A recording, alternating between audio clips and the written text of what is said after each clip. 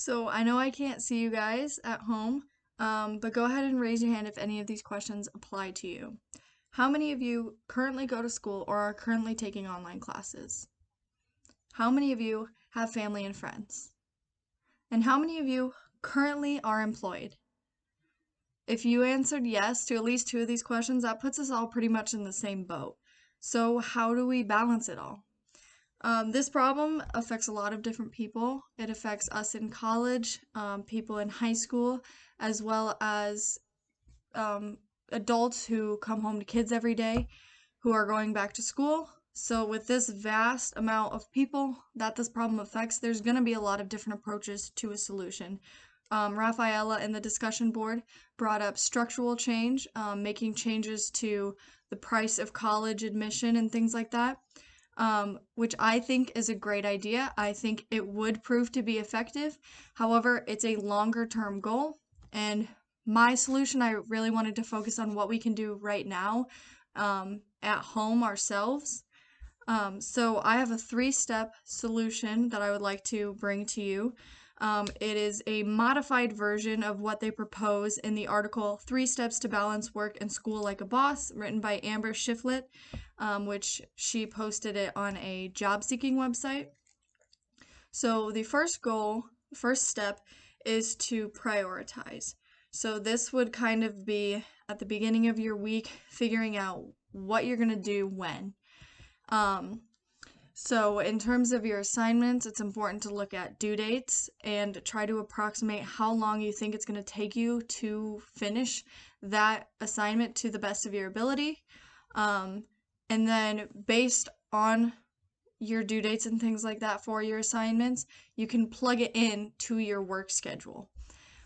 So doing it this way will give you a certain amount of assignments to do each day.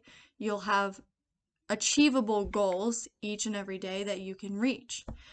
So then the next step would be to pick a schedule that works for you. So this is mainly talking about in terms of work, but it could also be applied to school as well. So picking hours that are gonna be able to provide for you and help you pay for school, but not overwork you. As well as for school, it can be reversed. So don't spend too much time on school. Make sure you're taking breaks. Make sure you're focusing on other things, your social life and things like that. Make sure it's not just school all the time. And my final step for the solution would be and this one is completely different from the source I used, and that is to focus on the small things. So rather than looking at the overall picture, focus on your day-to-day, smaller goals. And this is going to make it a lot easier to achieve. It will strengthen your focus, so you won't be looking at all of this stuff that you have to do. It's going to be, what do I need done today? And when you accomplish what you need done that day, then you can use that extra free time and that extra wiggle room to socialize with your family, or, do a Zoom call with your friends, or even play a game, whatever you choose to do with that free time.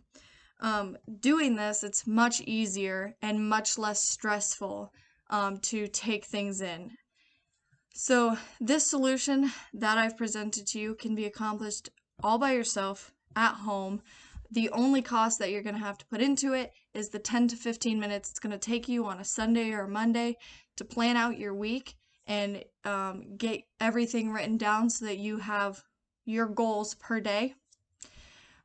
So these 3 steps, prioritizing, choosing an appropriate schedule, and focusing on little things, they can help you not only realize your capabilities and what you're actually able to do, but also to achieve things you would have never thought possible or that you would have never thought that you'd have time for. So I hope that these help you in this weird time, and I hope that it helps you balance work, school, and life. Thanks for listening.